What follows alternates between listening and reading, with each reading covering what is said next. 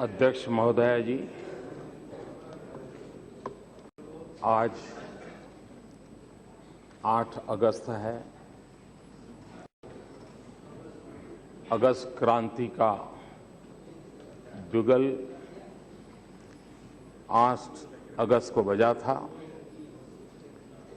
और महात्मा गांधी ने भारत छोड़ो इस मंत्र के साथ देश को आजादी के पूरे आंदोलन में एक बहुत बड़ी तीव्रता के साथ आंदोलित किया था और 9 अगस्त को आजादी के दीवानों पर बहुत सारे जुल्म ढाए गए थे। आज 8 अगस्त 75 साल हो रहे हैं। उन सभी आजादी के दीवानों को स्मरण करते हुए आज 8 अगस्त को टैक्स टेररिज्म से मुक्ति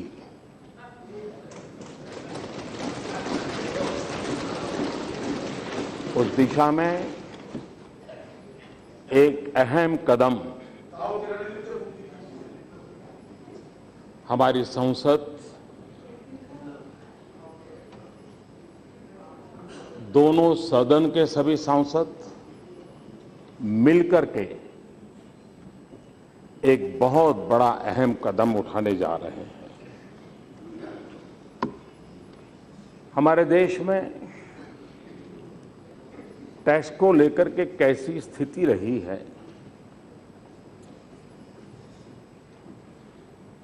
शायद कुछ लोगों को मालूम होगा। टैक्स को लेकर के सुप्रीम कोर्ट में एक मसला आया था और विषय ये आया था कि नारियल को फल माना जाए कि सब्जी माना जाए। नारियल पर फल के आधार पर टैक्स हो कि सब्जी के आधार पर टैक्स मुक्ति मिले। मसला सुप्रीम कोर्ट तक चला था। तो एक टैक्स की हमारी जो पुरानी परंपरा रही है उसमें कैसे उतार चढ़ाव आए हैं, इसको समझने के लिए ये घटना अपने आप में पर्याप्त है। मैं इस समय एक प्रकार से सभी राजनीतिक दलों का, सभी राजनीतिक पार्टियों के द्वारा जो सरकारें चल रही है उन सब का धन्यवाद करने के लिए खड़ा हुआ हूं। एक ऐसा निर्णय हम कर रहे हैं जिसमें राज्यसभा, लोकसभा, 29 राज्य और जिनके कोई न कोई नुमाइंदगी जीत करके आए हैं, ऐसे 90 राजनीतिक दल, उन सब ने एक व्यापक मंथन करके, विचार मंथन करके आज हमें यहां पहुंचाया है और जिसको हम कुछ समय के बाद अंतिम निर्णय के लिए मोहर लगाएंगे। और इसलिए ये बात सही है, जन्म कोई दे, लालन पालन कोई करे।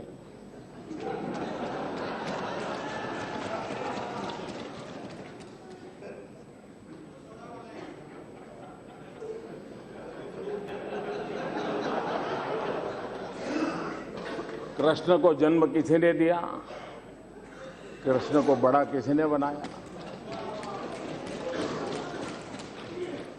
लेकिन ये भी सही है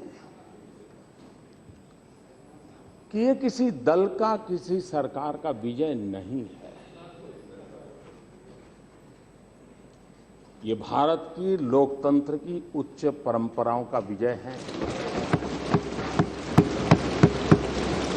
ये सभी राजनीतिक दलों का विजय है।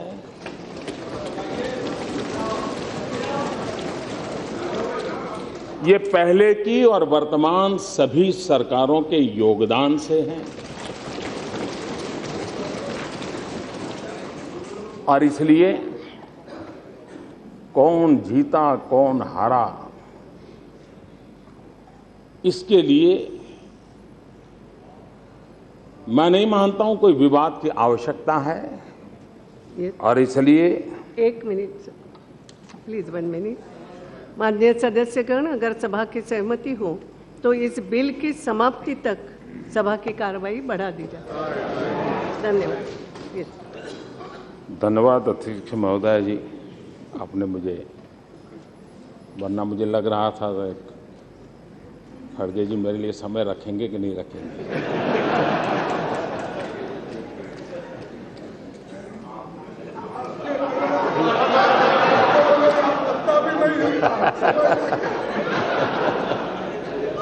मैं आपका बहुत आभारी हूं इस बधाई के लिए। जीएसटी का मतलब है great step by team India. GST का मतलब है great step towards transformation. GST का मतलब है ग्रेट स्टेप्स टवर्ड्स ट्रांसपेरेंसी। और इसलिए हम एक नई व्यवस्था से जुड़ रहे हैं। एक भारत श्रेष्ठ भारत, ये हम सबका सपना है। और एक भारत, जब हम रेलवे की तरफ देखते हैं, एक भारत की अनुभूति आती है। जब हमारे डाकखाने देखते हैं, एक भारत की अनुभूति आती है। जब हमारे ऑल इंडिया सिविल सर्विसेज को देखते हैं, एक भारत की हमें महक आती है। हम आईपीसी, सीआरपीसी की तरफ नजर करते हैं तो एक भारत की हमें पहचान मिलती है। जब आज हम भारत नेट की बात करते हैं, डिजिटल इंडिया की बात करते हैं, सागर माला की बात करते हैं, ये सारे उपक्रम एक भारत, इस भाव को बल देते हैं, ताकत देते हैं। और उसी सिलसिले में आज जीएसटी वो एक नया मोती इस माला में हम परो रहे हैं, जो एक भारत के भाव को ताकत देता है। ये सिर्फ कर व्यवस्था नहीं है, सब राज्य और केंद्र मिलकर के एक ऐसी व्यवस्था विकसित करे जिसमें छोटा सा छोटा राज्य हो या बड़ा सा बड़ा राज्य हो, सबको ये व्यवस्था अपनी लगे। ये एक भारत को ताकत देने वाली बात है। और उस अर्थ में मैं इसका बड़ा महत्व समझता हूं। कभी कभी जीएसटी को लेकर के संशय भी रहे। मैं जब मुख्यमंत्री था, मेरे मन में भी बहुत संशय थे। प्रणब मुखर्जी साहब से मैंने कई बार उस पर विचार विमर्श भी किया था। और आज जीएसटी को एक मुख्यमंत्री के नजर से देखने के कारण, प्रधानमंत्री बनने के बाद उन मुद्दों को एड्रेस करना मेरे लिए सरल रहा। वो अनुभव मुझे काम आया। और उसके कारण उस समय राज्यों की जिन बातों को हम एड्रेस नहीं कर पाते थे, कुछ बातें उजागर नहीं हो पा रही थी, कुछ बातें ओझल हो जाती थी, वे सारी बातें इतने लंबे काल के मंथन के कारण, और उसमें सिर्फ मेरा ही योगदान ऐसा नहीं, सबका योगदान है, बहुतेक कमियों को दूर करने में हम सफल हुए हैं। और यह सामूहिक मंथन का नतीजा है। फिर भी ये सत्य है कि हम परफेक्ट नहीं हो सकते हैं, कुछ कमी नहीं रह सकती है, आगे चल करके कोई कमी नहीं आएगी, ऐसा गुरु कम से कम इंसान तो नहीं कर सकता है। और इसलिए इतने सारे ब्रेन इन्होंने कसरत की है, कोशिश की है, अच्छा करने का प्रयास किया है और उस प्रयास का परिणाम भी मिलेगा। और आज देश अनुभव कर रहा है कि एक मंच, एक मत, एक मार्ग, एक मंजिल, ये मंत्र आज जीएसटी के इस सारी प्रोसेस में हम सब ने अनुभव किया है। और इसलिए ये बात सही है कि राज्यसभा में अंक गणित में तो ये बिल संकट में आ सकता था। ये भी सही है कि राज्यों को केंद्र के प्रति अविश्वास का माहौल था, अपने अपने अनुभवों के कारण था। और इसलिए सबसे बड़ी आवश्यकता थी कि राज्यों के में और केंद्र के बीच एक विश्वास पैदा हो। सबसे बड़ी आवश्यकता थी कि ये बात बहुमत के आधार पर निर्णय न हो। हम कतई नहीं चाहते थे, और मैंने पहले भी इसी सदन में कहा है कि लोकतंत्र ये सिर्फ बहुमत के अंक का खेल नहीं हो सकता है, ये सहमति की यात्रा है, सहमति की यात्रा है और सहमति की यात्रा से आगे बढ़ते हैं। और इसलिए हम लगातार विचार विमर्श करते रहे। आज हमारे मोइली साहब को एक बात का बहुत बुरा लगा कि इस हाउस को जूनियर हाउस कहा जाता है। जो लोग इस प्रकार के शब्द प्रयोग करते हैं उन लोगों को आपका मैसेज जरूर पहुंचेगा। वो बदलेंगे कि नहीं बदलेंगे तो कहना कठिन है, लेकिन पहुंचेगा। लेकिन जब मैंने विचार विमर्श के लिए आदरणीय सोनिया जी को बुलाया था, आदरणीय मनमोहन सिंह जी को बुलाया था, एक लोकसभा से थे, एक राज्यसभा से थे, मैंने दोनों को बराबरी का महत्व देते हुए जीएसटी को लेकर के विचार विमर्श किया था। और इसलिए हमारी ये कोशिश रही है, सबके सुझावों को स्वीकार करने का प्रयास किया गया है। हम जानते हैं कि एक अभूतपूर्व सहमति का माहौल पैदा हुआ है और इसमें से एक शक्ति पैदा होती है, जो शक्ति राष्ट्र के लिए एक बहुत बड़ी अमानत होती है। हम सब अलग अलग राजनीतिक विचारों से जुड़े हुए हैं, राजनीति हम लोगों के जहन में है और हमारी बातों में कहीं न कहीं वो आ जाना भी बहुत स्वाभाविक है। लेकिन इस पूरे जीएसटी की चर्चा में हमने देखा कि पवित्र स्थान हम में से किसी ने इसको राजनीति का मंच नहीं बनने दिया। ये राष्ट्रीय मंच बना, राष्ट्रीय हितों को सर्वोपरि मानकर। ये भारत के लोकतंत्र के उज्जवल पहलुओं में से एक है। राजनीति से ऊपर राष्ट्र नीति होती है। इस बात को हम सब ने मिलकर के, इसका मतलब ये नहीं कि जो प्रस्ताव हुआ है उसमें किसी की कोई शिकायत नहीं होगी, और जरूरी नहीं कि वहीं शिकायत होगी। यहां भी कुछ लोग बैठे होंगे जिनको लगता हो साहब इसके बजाय ऐसा होता तो अच्छा होता, फुल स्टॉप यहां के बजाय कॉमा यहां होता तो अच्छा होता। ये रहना ही रहना है, यही तो लोकतंत्र की ताकत है। लेकिन उसके बावजूद भी हम सब लोगों ने प्रयास किया है कि इसको हम आगे बढ़ाएं। इस जीएसटी की व्यवस्था के कारण बहुत बड़ी सरलताओं की संभावनाएं हम देख रहे हैं। आज हम जानते हैं हर राज्य में अलग अलग भांति के फॉर्म भरना, ये भरना, इतना बड़ा लंबी प्रोसेस होती है और सरकारी अफसरों का भी उन कागजों को करने में अभी एक यूनिफॉर्मिटी आ जाएगी। इसमें टैक्स सिस्टम के अंदर, उसकी प्रोसेसिंग के अंदर, टैक्स के रेट के अंदर, और इसका एक सीधा परिणाम होने वाला है, एक मैसेज बहुत क्लियर जाने वाला है, कंज्यूमर इज अ किंग।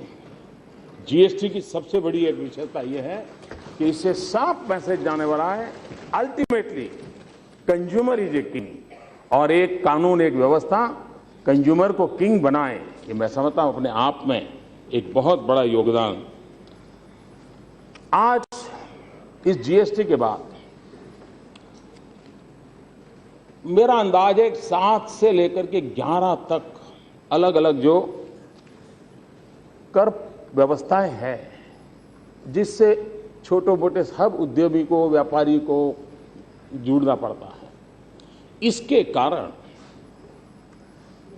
7 से लेकर के 11, 12, 13 तक ऐसी सारी कर प्रथाएं इसके काम समाप्त हो जाएगी, एक सरलीकरण आ जाएगा और इससे छोटे उद्यमियों को भी लाभ होगा और कंज्यूमर को सबसे ज्यादा लाभ होने वाला है।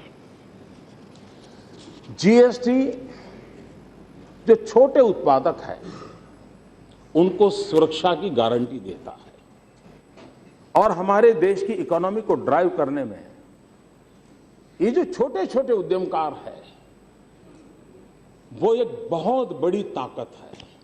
हम उनको जितना सुरक्षित करेंगे उतना मैं समझता हूं कि इसके कारण बहुत लाभ होने वाला है। हम जानते हैं अर्थव्यवस्था का आगे बढ़ाने के जो भिन्न भिन्न पहलू होंगे, मेरी समझ में एक छोटा सा मत है कि अर्थव्यवस्था को सुचारू ढंग से चलाने के लिए, अर्थव्यवस्था को तेज गति से चलाने के लिए 5 बातों की ओर हम अगर ध्यान केंद्रित करते हैं, man, machine, material, money and minute, समय, इनका ऑप्टिमम यूटिलाइजेशन अगर ये करने में हमारी व्यवस्थाएं आगे बढ़ती हैं तो इकोनॉमी को बढ़ने के लिए और कोई नए अवसर तलाशने नहीं पड़ते हैं। आज हम देखते हैं कि हमारी चुंगी प्रथा के कारण, चाहे ऑक्ट्रोय का स्थान हो, चाहे स्टेट के बीच में 2 स्टेट जहां बॉर्डर पूरी होती है वहां चुंगी नाका हो, हम मीलों तक कतार देखते हैं हमारे व्हीकल्स की, मशीन व्हीकल,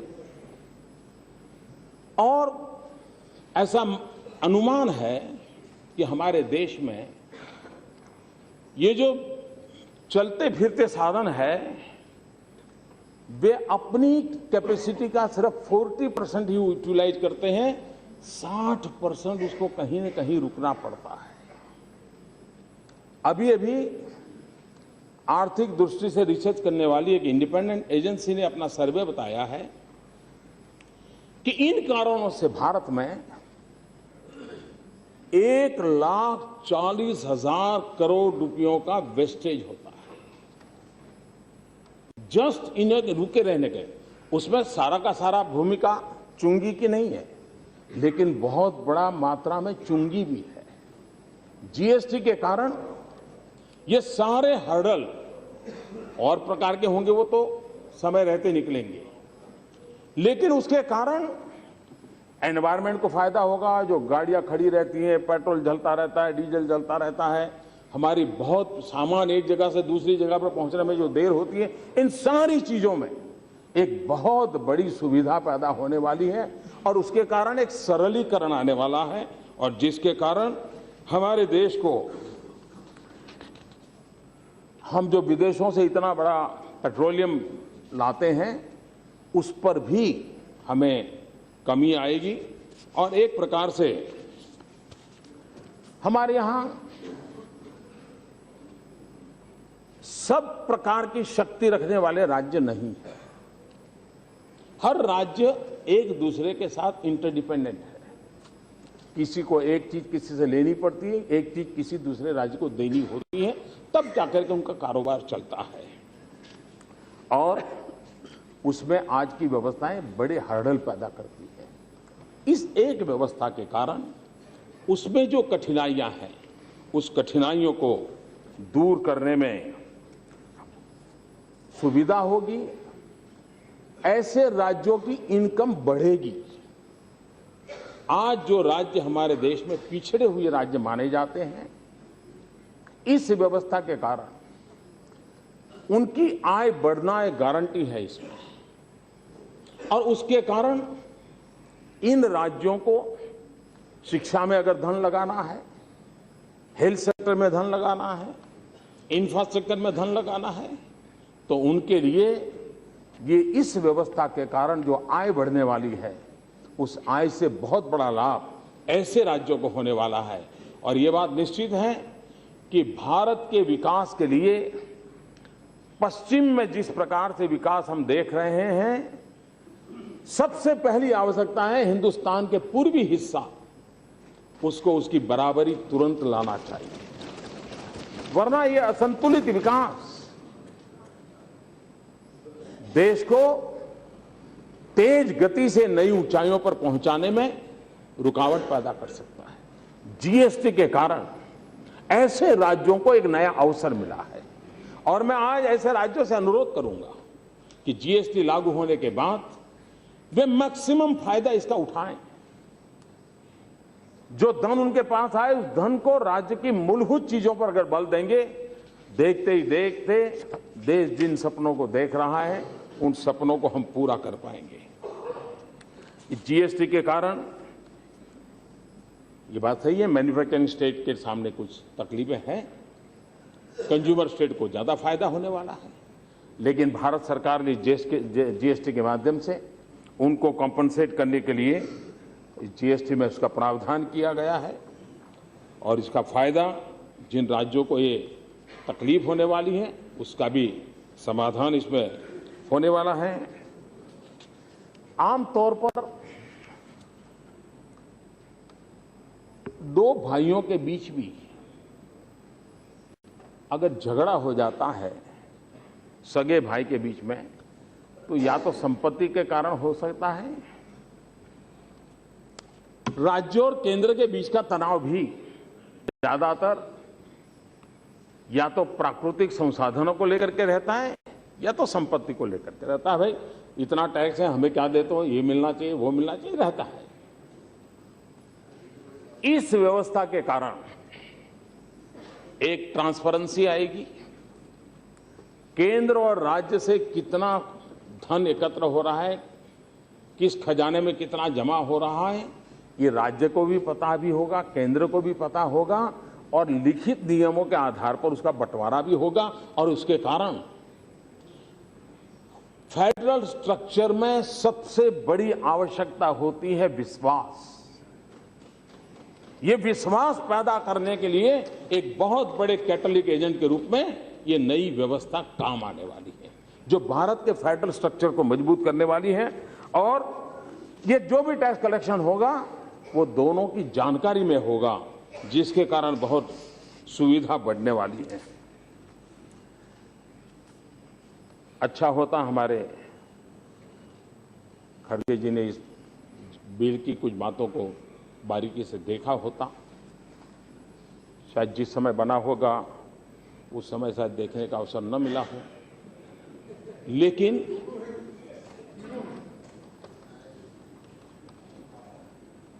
कभी बताऊंगा।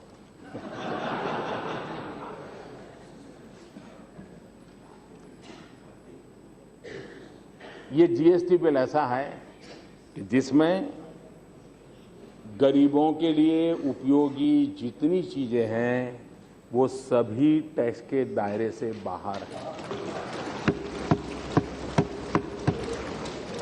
सभी टैक्स के दायरे से बाहर है। कंज्यूमर इन्फ्लेशन निर्धारित करने के आइटम में लगभग 55% फूड और जरूरी दवाएं ये जीएसटी के बाहर है। और इसलिए बोलने के लिए तो कुछ चीज अच्छी रहती है, और वो भी आपको भी तो कुछ मीडिया में कल जगह मिलनी चाहिए, और मेरी शुभकामनाएं हैं, लेकिन सच्चाई कुछ और है। इस व्यवस्था के कारण कभी कभार कुछ चीजें कैसे फायदा करती हैं। हम लोगों को मालूम है कि हमारे देश में रेवेन्यू और फिस्कल डेफिसिट, ये हमेशा एक रहता था, फिर कर्ज करो, फिर राज्य कर्ज में डूब जाए, ये चलता रहता था। और सभी ने मिलकर के एक एफआरबीएम कानून की ओर गए।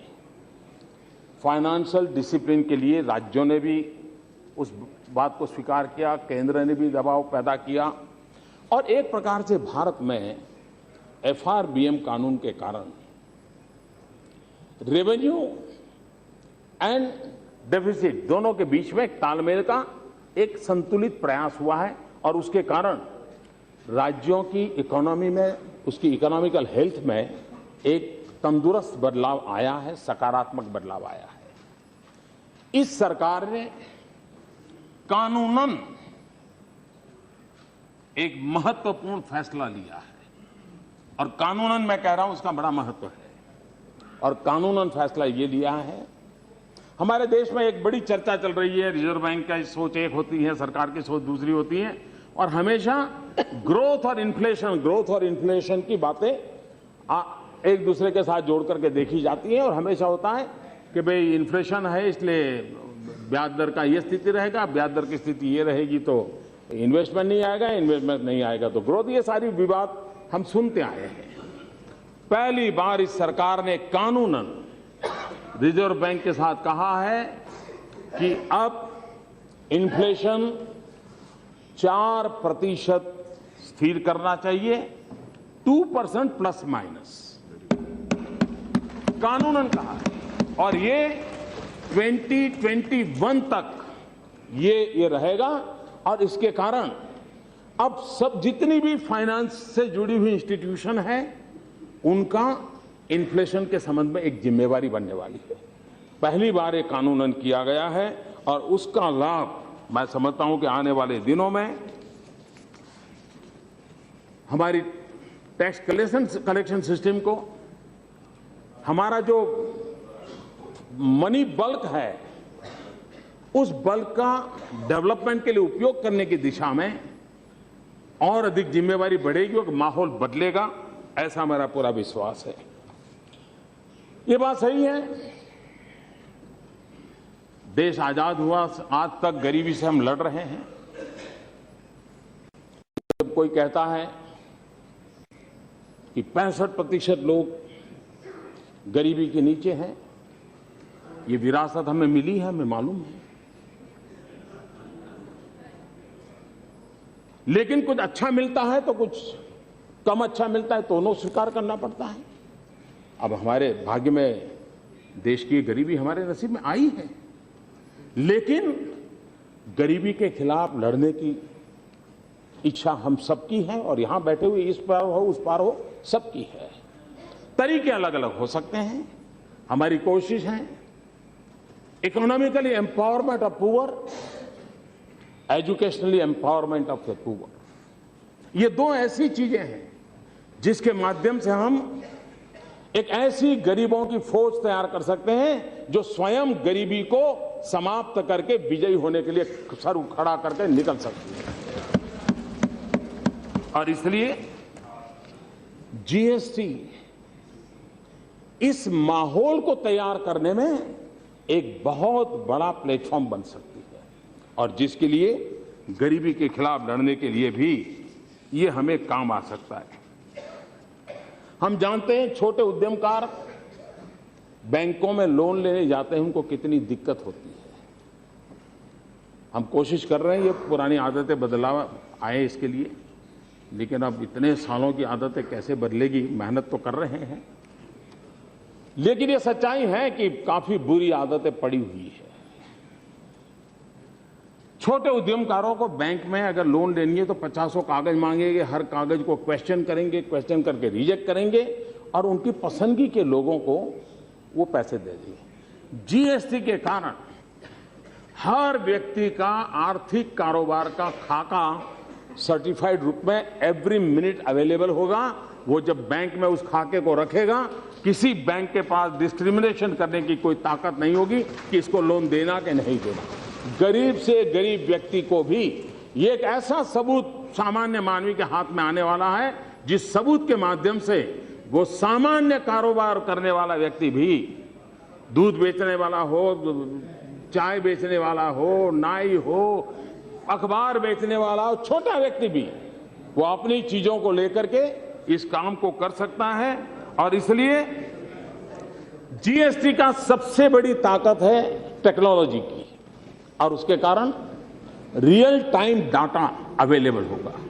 और जब रियल टाइम डाटा अवेलेबल होता है तो व्यक्तियों को अपनी ताकत, अपनी क्षमता, उसको सबूत के रूप में पेश करने में कभी कोई दिक्कत नहीं आती है, और उसके कारण उसको इसका लाभ मिल सकता है। इसके कारण सहज रूप से जब धन की उपलब्धि होती है तो एक प्रतिस्पर्धा भी आती है।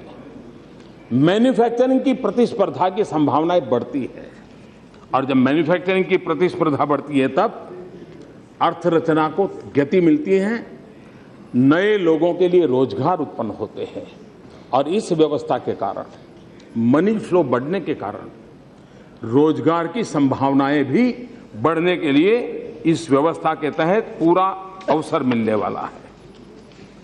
हमारे देश में निवेश बढ़ाने की दृष्टि से टैक्स टू जीएसडीपी रेशियो ये हमेशा एक क्वेश्चन मार्क के साथ चलता रहा है। इस नई व्यवस्था के कारण ये सवालिया निशान हमेशा हमेशा के लिए मिट जाएगा, और इसके कारण राज्य भी अपने निर्णय करके विकास के, इंफ्रास्ट्रक्चर के, सोशल सेक्टर की मदद करने के सारी बातों को तेज गति से आगे बढ़ा सकते हैं, और मैं समझता हूं कि इसको बढ़ा पाएंगे। कभी कभार हम लोग भ्रष्टाचार के खिलाफ बहुत कुछ कहते हैं, लेकिन भ्रष्टाचार को खत्म करने के लिए व्यवस्थाओं को भी उतना ही मजबूत बनाना पड़ता है। व्यक्ति अच्छा ही करेगा, इस विश्वास के साथ इतनी बड़ी बातें चल नहीं सकती। अगर व्यवस्थाएं ठीक होगी तो गलत इंसान को भी व्यवस्थित रहने के लिए मजबूर होना पड़ता है। इस जीएसटी के कारण जो टैक्स चोरी करने की जो बातें होती है, हम जानते हैं हमारे यहाँ कच्चा बिल और पक्का बिल, ये शब्द ट्रेडर्स में बड़ा पॉपुलर है, कच्चा बिल और पक्का बिल।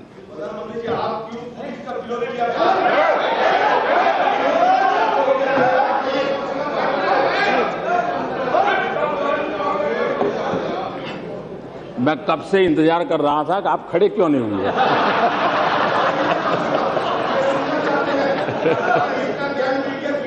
प्लीज आप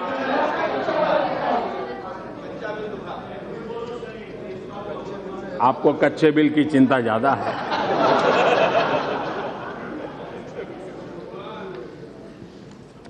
ये हमारे देश में एक कारोबार, कच्चा बिल पक्का बिल। जीएसटी के कारण व्यापारी स्वयं प्रेरित होगा पक्के बिल के लिए। इसलिए जैसे अगर मानो हमारा हेल्थ इंश्योरेंस है, अगर हेल्थ इंश्योरेंस है तो हम क्या करते हैं, हमारे मेडिकल सारे बिल बराबर संभाल के रखते हैं, कोई इधर उधर न जाए। क्यों? क्योंकि हमें मालूम है कि वो सारा रहेगा, तब जाकर के मैं क्लेम कर पाऊंगा, तब जाकर के मुझे पैसे मिलेंगे। जीएसटी में वो व्यवस्था है कि जो भी व्यक्ति हैं वो अपने बिल प्रस्तुत करेगा, उसके हित की जितनी चीजें उसका रिफंड मिल जाएगा। और इसलिए ये जो पुरानी जो है कच्चे पक्के की दुनिया, एक प्रकार से काले धन को भी वो मोबिलाइज करती हैं, इस पर ये पूरी तरह रोक लगा देगी, पूरी तरह ये बंद हो जाएगा। ये एक प्रकार से भ्रष्टाचार को, काले धन दोनों को समाप्त करने में ये व्यवस्था काम आने वाली है, और उसकी दिशा में हम लोग प्रयास कर रहे हैं, और मैं समझता हूं कि इसको लाभ मिलेगा। हम जानते हैं कि हमारे देश में टैक्स कलेक्शन के पीछे एक बहुत बड़ी फौज लगी रहती है, ऊपर से नीचे तक। और कलेक्शन का कॉस्ट भी बढ़ता जा रहा है। इस व्यवस्था के कारण, सभी ऑनलाइन होने के कारण, टेक्नोलॉजी आधारित होने के कारण हमें कॉस्ट ऑफ कलेक्शन में बहुत कमी आएगी, जो पैसे देश के गरीब व्यक्ति के विकास के भलाई के लिए काम आएंगे। उसी प्रकार से जहां पर भी सरकारी व्यवस्थाओं को इंटरफियरेंस का अवसर मिलता है तो कहीं न कहीं से करप्शन की बू आना शुरू हो जाती है। ये एक ऐसी व्यवस्था विकसित हो रही है जिस व्यवस्था के कारण करप्शन इस पूरी कलेक्शन की प्रक्रिया में जीरो की तरफ जाएगा और उसके कारण भी देश को भ्रष्टाचार मुक्त बनाने की दिशा में हमें अवसर मिलेगा। यहां डाटा इंटीग्रेशन होने वाला है, यानी कच्चे माल से लेकर के अंतिम प्रोडक्ट तक हर जगह पर वो कहीं ना कहीं ऑनलाइन रजिस्टर होते जाने वाला है और इसलिए नेचुरल कोर्स में क्रॉस चेकिंग की व्यवस्था है और क्रॉस चेकिंग की व्यवस्था होने के कारण कहीं पर भी कोई चोरी तुरंत पकड़ी जाती है, कहीं पे भी गलत हुआ है, गलती हुई है, पकड़ी जाती है और उसके कारण एक प्रकार की सीमलेस व्यवस्था, ये सीमलेस व्यवस्था हमें लाभ करेगी। ये एक ऐसी व्यवस्था विकसित हो रही है जिसमें टैक्स पेयर और टैक्स कलेक्टर इनके बीच का ह्यूमन इंटरफेस करीब करीब जीरो हो जाएगा और उसके कारण इतना दोगे तो तुम्हारा काम पूरा हो जाएगा, इतना करोगे तो पूरा हो जाएगा, वो आएगा तो ठीक होगा, ये सारी चीजों से भारत का सामान्य मानवी मुक्त हो जाएगा और उसकी दिशा में मैं समझता हूं कि हमें बहुत बड़ा लाभ मिलने वाला है। जीएसटी के कारण एक प्रकार से टैक्स पेयर का व्यवस्था ही ऐसी बन रही है कि जिसमें उसको ईमानदारी से मुनाफा होता है। जितना वो देगा उसको पता चलेगा मुझे इतना मिलने वाला है और उसके कारण इस चीजों को हम काले धन को रोकने में भी सफल होंगे। राज्य और केंद्र के टैक्स के आंकड़े एक ही जगह पर उपलब्ध होंगे और रजिस्ट्रेशन हो, रिटर्न हो, टैक्स पेमेंट की डिजिटल व्यवस्था हो, ये सारी चीजें ऑनलाइन होने के कारण ट्रांसपेरेंसी के लिए एक बहुत बड़ा प्लेटफॉर्म हम इसमें पा सकते हैं और पाएंगे। आगे की दृष्टि से अरुण जी हमारे सामने रखेंगे। हमारे लिए आज तो यहां मतदान करके इस पवित्र कार्य को पूरा करेंगे, लेकिन 16 से अधिक राज्य जितना जल्दी इसको पारित करें ये आवश्यक होगा। उसके बाद भी कई संवैधानिक व्यवस्थाएं हमको पूरी करनी होगी और भी कई कानून, सेंट्रल जीएसटी है, इंटीग्रेटेड जीएसटी है, स्टेट जीएसटी है, ये सारे हमें कानून पारित करने होंगे। लेकिन इन सारी प्रक्रियाओं के लिए आज एक दरवाजा खुल रहा है और हम एक शुभ शुरुआत के साथ हम आगे बढ़ रहे हैं और उसका परिणाम मैं समझता हूं कि आने वाले दिनों में हमें मिलने वाला है।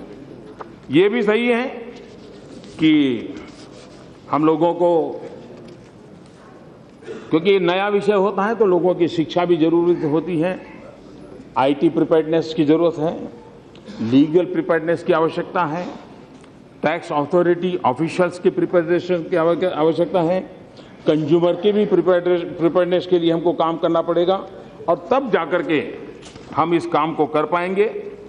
मेरा कहने का तात्पर्य यह है, दुनिया में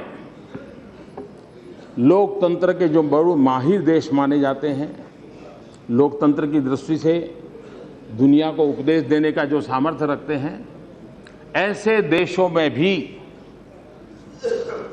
फाइनेंस बिल जैसी महत्वपूर्ण बातें भी कभी कभी करा पाना बड़ा मुश्किल जाता है। ये हिंदुस्तान है, ये भारत का लोकतंत्र है ये भारत के राजनीतिक दलों की मैच्योरिटी है, ये भारत के राजनीतिक नेताओं का दूरदृष्टि है कि आज हम वैचारिक विरोधों और राजनीतिक पार्श्वभूमि अलग होने के बावजूद भी इस महान कार्य को एक स्वर से कर रहे हैं, साथ मिलकर के कर रहे हैं। ये अपने आप में भारत के लोकतंत्र की बहुत बड़ी ताकत है। एक परसेप्शन जो भी बाहर बनता हो, लेकिन आज मैं इस सदन के सामने बड़े गर्व के साथ और नम्रता के साथ और सभी राजनीतिक दलों का सम्मान करते हुए, गौरव करते हुए इस सदन में जहां भी बैठे होंगे, यहां बैठे हो, सामने बैठे हो, न्यूट्रल बैठे हो, लेकिन हम इस बात के लिए गर्व कर सकते हैं कि इस सरकार को करीब 100 सप्ताह से ज्यादा समय हुआ है, लेकिन इन 100 सप्ताह से ज्यादा समय में इसी सदन ने 100 से ज्यादा कानून पारित किए, सेंचुरी पार कर दी। यही तो इस सदन की ताकत है और यही देश के लोगों में एक नया विश्वास जगाती है और इस काम के लिए सबकी सकारात्मक भूमिका रही है। सब अभिनंदन के अधिकारी हैं और मैंने जब ऑल पार्टी मीटिंग हुई थी तब भी कहा था कि इसका यश सबको जाता है, सभी सदस्य को जाता है, सभी राजनीतिक दलों को जाता है। लगातार जिन जिन लोगों ने प्रयास किया है उन सबको जाता है और मुझे मेरे अपने विचार रखने के लिए अवसर मिला। मैं अध्यक्ष महोदय जी, सदन का हृदय से बहुत बहुत आभार व्यक्त करता हूं और हम सब मिलकर के इस कदम की ओर आगे बढ़े, यही शुभकामनाएं देता हूं। बहुत बहुत धन्यवाद।